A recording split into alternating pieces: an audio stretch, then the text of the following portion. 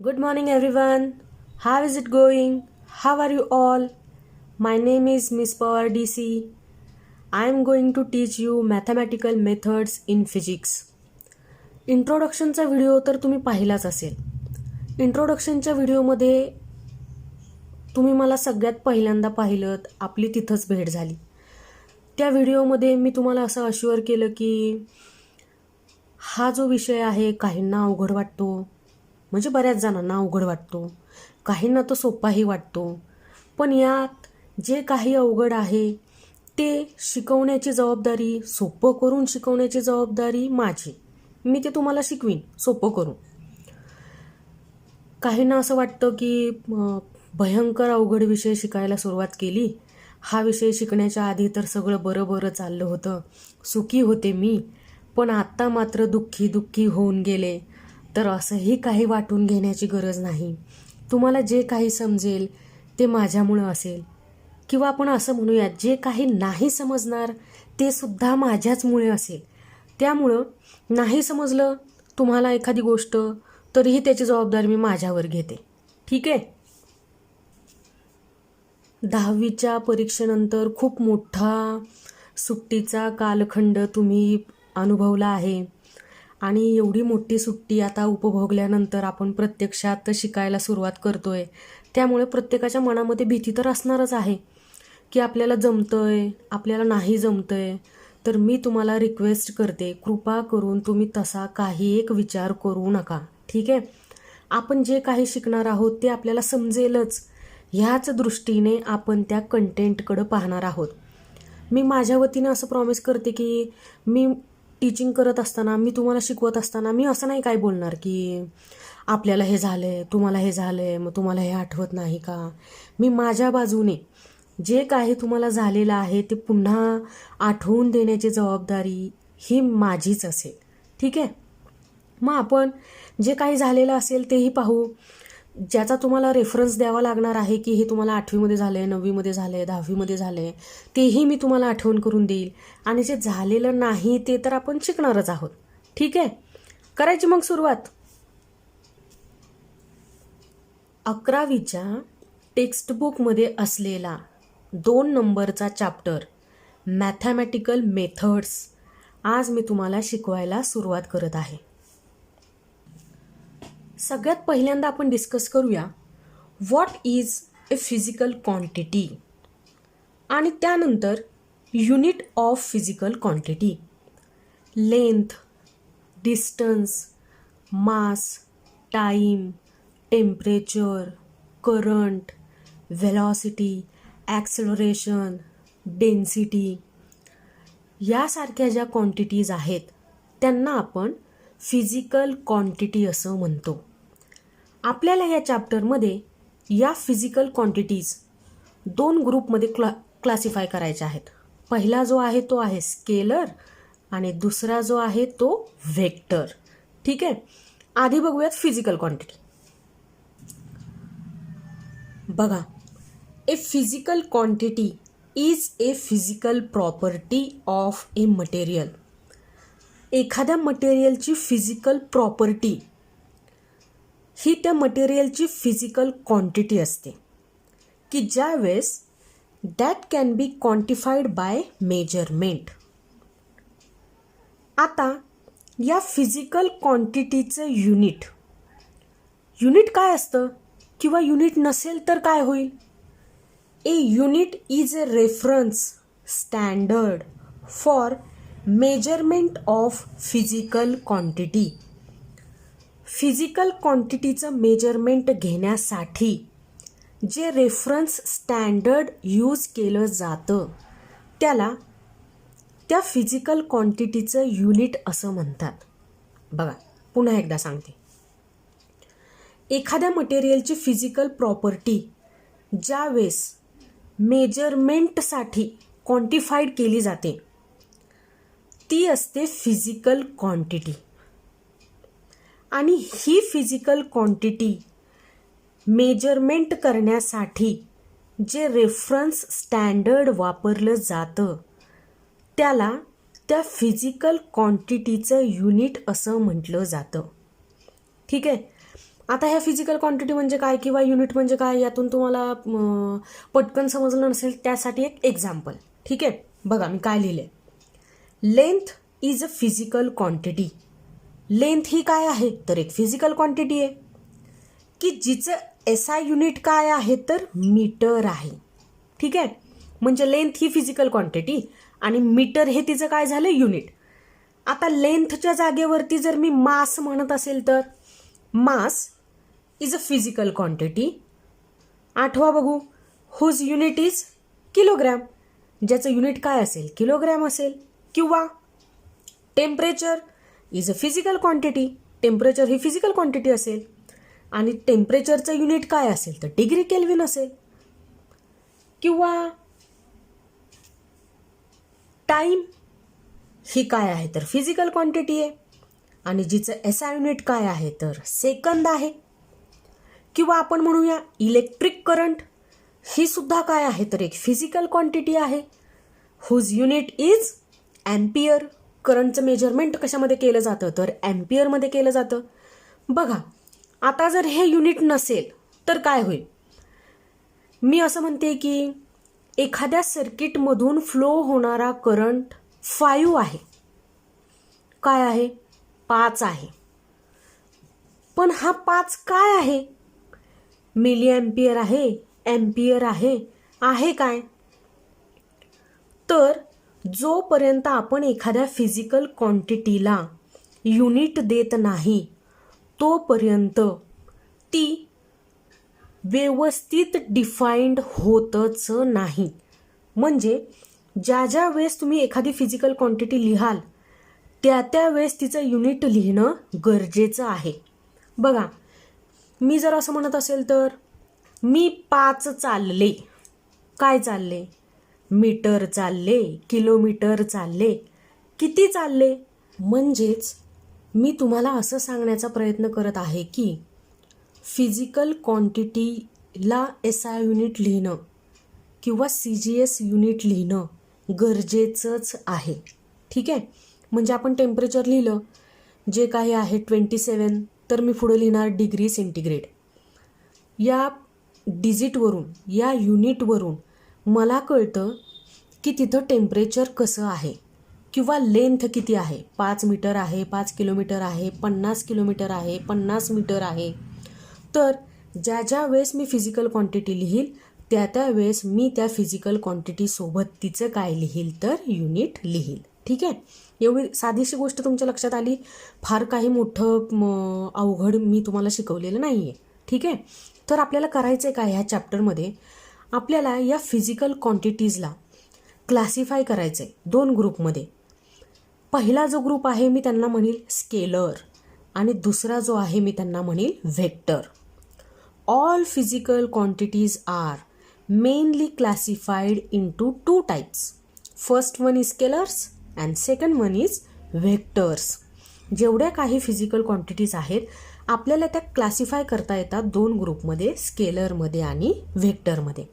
आता मी तुम्हाला प्रॉमिस केल्याप्रमाणे स्केलर आणि व्हेक्टर तर तुम्हाला माहितीच आहे, पण आपण तसं उच्चारणार नाही, बरोबर आहे ना.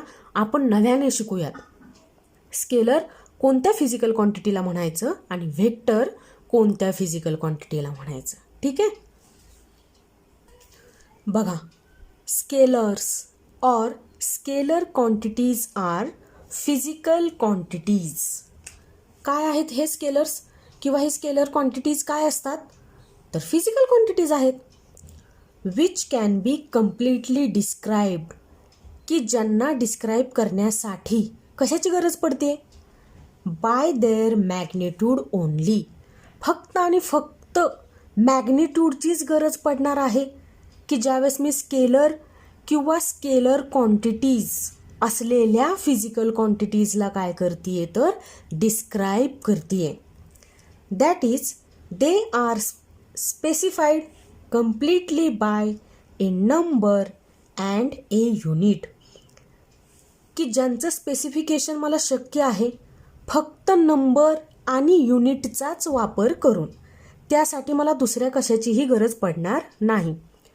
बघा स्केलर्स किंवा स्केलर क्वांटिटीजची एक्झाम्पल मी बोर्डवरती लिहिली आहेत. Length distance, time, temperature, density, mass, speed, power, work, voltage ही काय आहेत तर काही स्केलर क्वांटिटीजची एक्झाम्पल्स आहेत. बघा पुन्हा एकदा, स्केलर क्वांटिटीज ह्या अशा फिजिकल क्वांटिटीज असतात की ज्यांना कम्प्लिटली डिस्क्राईब करण्यासाठी फक्त त्यांची मॅग्निट्यूडच पुरेशी असते. ठीक आहे, म्हणून आपण असं लिहितोय की scalars or scalar quantities are physical quantities which can be completely described by their magnitude only. किंवा ज्यांना स्पेसिफाय करण्यासाठी फक्त एक नंबर आणि युनिटची गरज असते, ह्या काय असतात तर स्केलर क्वांटिटीज असतात किंवा हे स्केलर्स असतात. ठीक आहे, आता इथं length, distance, time, temperature, density, mass, speed, power, work, voltage etcetera यातला आपण कन्सिडर करूयात मास. म्हणजे तुम्हाला स्केलर क्वांटिटी कुणाला म्हणायचं आहे ना हे पटकन लक्षात येईल. स्केलरच्या बाबतीत अजून एक गोष्ट सांगायची म्हटलं की ती अशी असेल की scalars can be added or subtracted by rules of simple algebra. जसं आपण नेहमीच्या मॅथमॅटिकल प्रोसेस करतो, 3-2 किंवा 2+3 किंवा 4-2 किंवा 6-4, तर साधं ॲडिशन आणि सबस्ट्रॅक्शनसाठीचे जे रूल्स असतात ते आपण या स्केलर क्वांटिटीजसाठी वापरू शकतो. बघा मी असं म्हणते की आपण काय करूयात तर मास कन्सिडर करूयात. ठीक आहे, मासचं जे युनिट आहे किंवा मासचं जे मेजरमेंट करतो आपण ती करतो ग्रॅममध्ये किंवा किलोग्रॅममध्ये. SI युनिट जर मी कन्सिडर केलं तर ते किलोग्रॅम असेल. बघा मी एका दुकानामध्ये गेले आणि तिथून मी समजा 1 किलो साखर घेतली. ठीक आहे, साखर घेतली. किती किलो घेतली? 1 किलो घेतली. मास ही काय आहे तर स्केलर क्वांटिटी आहे. आणि आपण असं म्हणतोय की ती साध्या ऑल्जेब्रामध्ये जे रूल्स वापरले जातात, सिम्पल ऑल्जेब्रामध्ये ॲडिशन आणि सबस्ट्रॅक्शनसाठीचे, ते आपण ह्या स्केलरसाठी वापरू शकतो. मग हा स्केलर रिप्रेझेंट करण्यासाठी फक्त कशाची गरज पडते तर मॅग्निट्यूडची गरज पडते. म्हणून मग मी तुम्हाला एक क्वांटिटी एक्सप्लेन करून सांगते, ती म्हणजे मास. तर बघा मासचं जे युनिट आहे ते आहे किलोग्रॅम. मग मी असं म्हणते की मी काय करते, एका दुकानामध्ये जाते आणि 1 किलो साखर आणते. ठीक आहे, किती किलो साखर आणली? 1 किलो साखर आणली. माझी मम्मी सुद्धा दुकानामध्ये गेली आणि तिने सुद्धा काय केली तर 1 किलो साखर आणली. माझे पप्पा सुद्धा दुकानामध्ये गेले आणि त्यांनी सुद्धा किती किलो साखर आणली तर 1 किलो साखर आणली. म्हणजे आता आमच्या घरामध्ये किती किलो साखर आली? 1 kilogram plus 1 kilogram plus 1 kilogram म्हणजे साखर किती आली तर 3 किलोग्रॅम. बघा मला आता मास ही काय आहे तर स्केलर क्वांटिटी आहे. कोणाचं मास आपण मोजतोय तर शुगरचं मास आपण मोजतोय. काय युनिट आहे तर किलोग्रॅम आहे. मग आता हा 1 किलोग्रॅम या किलोग्रॅममध्ये ॲड करण्यासाठी किंवा दुसऱ्या किलोग्रॅममध्ये ॲड करण्यासाठी मला काही स्पेशल ऑल्जेब्राची गरज पडली का तर नाही. ठीक आहे, 1 + 1 + 1 साधा सिम्पल रूल वापरला ॲडिशनसाठीचा आणि माझं उत्तर किती आलं तर 3 kg. आता माझ्याकडे किती साखर आहे तर 3 किलोग्रॅम साखर आहे. पण मग आता आम्हाला एवढी साखर नकोय. ठीक आहे, मग पप्पांनी आणलेली साखर आपण परत दिली, नकोय आपल्याला हे, परत दिली. मम्मीने आणलेली साखर आपण पुन्हा दिली. म्हणजे आता आमच्या घरामध्ये साखर किती शिल्लक राहिली? 1 किलोग्रॅम. म्हणजे 3 किलोग्रॅम साखर जी आमच्या घरामध्ये होती त्यातली 2 किलोग्रॅम आम्ही परत दिली. म्हणजे उरली साखर किती तर 1 किलोग्रॅम. मग आता तुम्ही मला सांगा, हा 3 - 2 = 1 किलोग्रॅम करण्यासाठी मी काय स्पेशल ऑल्जेब्रा वापरला का? नाही. म्हणजे ज्या वेळेस आपण फक्त स्केलर पुरता विचार करतो किंवा स्केलर क्वांटिटीज पुरता विचार करत आहोत त्यावेळेस आपण ह्या स्केलर क्वांटिटीज साध्या ऑल्जेब्राच्या मदतीने सुद्धा परस्परांमध्ये ॲड करू शकतो किंवा सबस्ट्रॅक्ट करू शकतो. राहील लक्षात? समजलंय तुम्हाला स्केलर क्वांटिटीज किंवा स्केलर कशाला म्हणायचं? तर ज्यांना डिस्क्राईब करण्यासाठी फक्त कुणाची गरज पडेल, तर मॅग्निट्यूडची गरज पडेल. ठीक आहे. साखर कुठून आणली, कुठल्या दिशेला ते दुकान होतं, हे सांगण्याची गरज नाही. फक्त त्या साखरेचं मास आणि युनिट एवढंच आपल्यासाठी काय असणार आहे, तर गरजेचं असणार आहे, की जे 1 किलोग्रॅम इतकं असेल. बरोबर ना. फिजिकल क्वांटिटीचा दुसरा टाईप आता आपण बघतोय, की ज्याला आपण काय म्हणतोय, तर vectors. Vectors are the physical quantities. Vectors ह्या सुद्धा काय आहेत, फिजिकल क्वांटिटी आहेत. जशा स्केलर्स ह्या सुद्धा फिजिकल क्वांटिटीज होत्या, तशा व्हेक्टर्स सुद्धा काय असतील, तर फिजिकल क्वांटिटीजच आहेत. which can be completely described by their magnitude and direction are called vectors. Scalar quantities completely describe करण्यासाठी फक्त मॅग्निट्यूडच गरजेची होती, पण इथं मात्र तसं नाही. व्हेक्टर्स असलेल्या फिजिकल क्वांटिटीज कम्प्लिटली डिस्क्राईब करण्यासाठी किंवा कम्प्लिटली रिप्रेझेंट करण्यासाठी आपल्याला मॅग्निट्यूडची गरज असेलच, पण आपल्याला डायरेक्शनची सुद्धा गरज असेल. आणि जी क्वांटिटी मॅग्निट्यूड आणि डायरेक्शन या दोघांचा वापर करून रिप्रेझेंट केली जाते, त्यांना काय म्हणायचं, व्हेक्टर्स म्हणायचं. ठीक आहे. पुन्हा एकदा सांगू, जी फिजिकल क्वांटिटी रिप्रेझेंट करण्यासाठी मॅग्निट्यूड आणि डायरेक्शन या दोघांची गरज भासते, त्या फिजिकल क्वांटिटीजला व्हेक्टर्स और व्हेक्टर्स क्वांटिटी असं म्हणायचं. व्हेक्टर्सची एक्झाम्पल द्यायची झाली तर displacement, velocity, force, momentum, acceleration, tension, weight यासारखी एक्झाम्पल्स आपल्याला व्हेक्टरसाठी देता येतील. ठीक आहे. आता बघा, जसं आपण स्केलर क्वांटिटीज परस्परांमध्ये सिम्पल अल्जेब्राचे रूल्स वापरून ॲड करू शकत होतो किंवा सबस्ट्रॅक्ट करू शकत होतो, तसं व्हेक्टरच्या बाबतीत होणार नाही. ठीक आहे. म्हणजे व्हेक्टर्सला ॲडिशन करण्यासाठी किंवा व्हेक्टर्स परस्परांमधून सबस्ट्रॅक्ट करण्यासाठी लागणारे जे रूल्स आहेत ते आपल्याला या चॅप्टरमधून शिकायचे आहे. मग तुम्ही आता म्हणाल की का नाही वापरू शकत आहे आपण सिम्पल अल्जेब्रा, तर बघा, व्हेक्टर्स क्वांटिटी ॲड केल्यामुळं किंवा व्हेक्टर्स क्वांटिटी सबस्ट्रॅक्ट झाल्यामुळं प्रत्येक वेळेस तयार होणारा जो इम्पॅक्ट असेल किंवा जो फायनल इफेक्ट असेल तो एकसारखा नसतो, तो वेगवेगळा असतो. थांबा, मी तुम्हाला समजावून सांगते.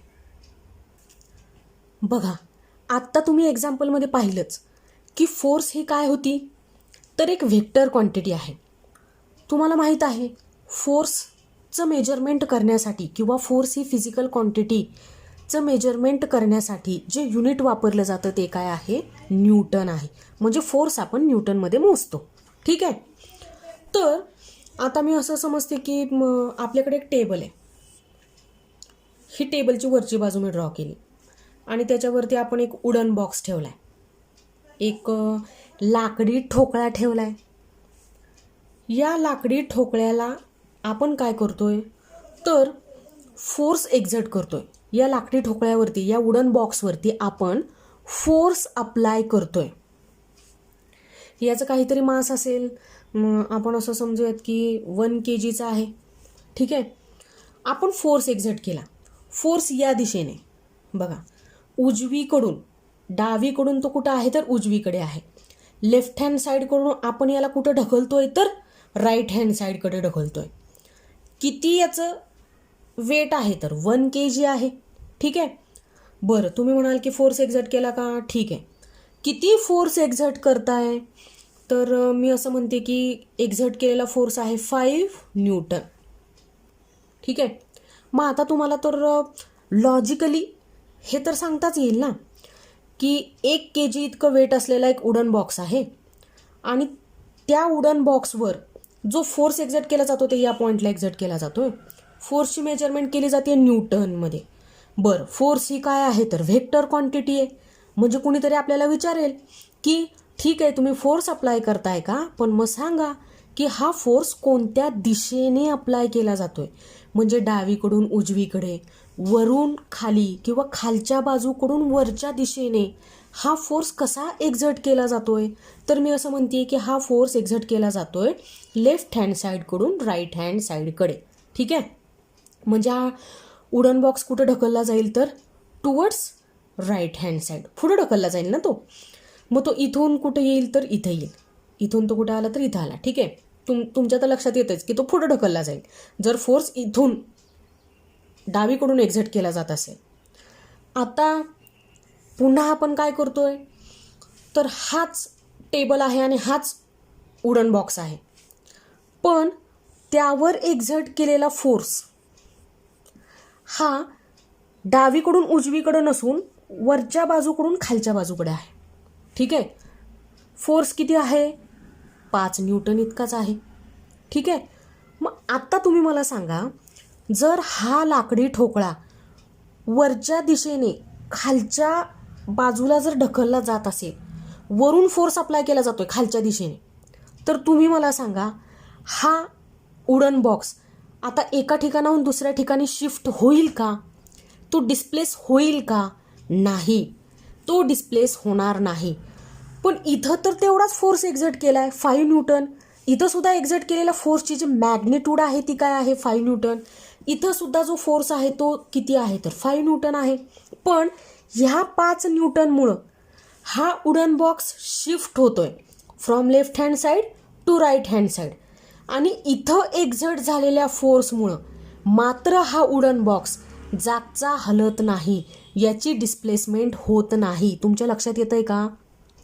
म्हणून मी असं म्हणते की आपण सिंपल ऑल्जेब्राचे रूल वापरून आपण काय करू शकत नाही, व्हेक्टरची ॲडिशन करू शकत नाही किंवा आपण सबस्ट्रॅक्शन करू शकणार नाही. कारण तुम्ही तर बघताय की जी मॅग्निट्यूड आहे फोर्सची 5 न्यूटन ही तर काय आहे एकसारखीच आहे, पण फोर्स ही व्हेक्टर क्वांटिटी असल्यामुळं की तिला एक्सप्रेस करण्यासाठी, तिला रिप्रेझेंट करण्यासाठी मला डायरेक्शनची सुद्धा गरज पडणार आहे, आणि ह्या डायरेक्शनमुळं जो घडून येणारा इफेक्ट आहे तो वेगवेगळ्या केसमध्ये कसा आहे तर वेगवेगळा आहे. कळतंय तुम्हाला? म्हणून फोर्स ही काय आहे तर व्हेक्टर क्वांटिटी आहे, आणि व्हेक्टर क्वांटिटीमध्ये दिशा का महत्त्वाची आहे हे सुद्धा तुमच्या लक्षात आलं असेल. तर हा फोर्स या दिशेने एक्झर्ट होत होता म्हणून हा वुडन ब्लॉक काय झाला तर शिफ्ट झाला, आणि हा फोर्स वरून खालच्या दिशेने होता म्हणून हा वुडन बॉक्स शिफ्ट होत नाही आहे. बरोबर आहे ना? म्हणजे इथं जो इफेक्ट दिसतोय तो इफेक्ट तुम्हाला इथं दिसणार नाही. म्हणून व्हेक्टर क्वांटिटीज रिप्रेझेंट करत असताना मॅग्निट्यूड तर महत्त्वाची आहेच, पण काय महत्त्वाची असेल तर डायरेक्शन सुद्धा महत्त्वाची असेल. बरोबर आहे? बघा, मी आज तुम्हाला काय काय सांगितलं बरं. मी तुम्हाला फिजिकल क्वांटिटीची डेफिनेशन सांगितली, मी तुम्हाला युनिटची डेफिनेशन सांगितली, आणि त्यानंतर मी तुम्हाला स्केलर क्वांटिटी आणि व्हेक्टर क्वांटिटी म्हणजे काय ते सांगितलं. आजच्या या व्हिडिओमध्ये इथंच आपण थांबूयात. पुढच्या व्हिडिओमध्ये मी तुम्हाला ब्रीफली एक्सप्लेन करील की ह्या व्हेक्टर क्वांटिटी असतात कशा, यांना ॲड करण्यासाठी काय करायचं असतं, सबस्ट्रॅक्ट करण्यासाठी काय करायचं असतं, आणि मी तुम्हाला शिकवेल की टाइप्स ऑफ व्हेक्टर्स किती आहेत. ठीक आहे? तोपर्यंत घरातच राहायचं, सुरक्षित राहायचं आणि अभ्यास करत राहायचं. ठीक आहे? थँक्यू. बाय.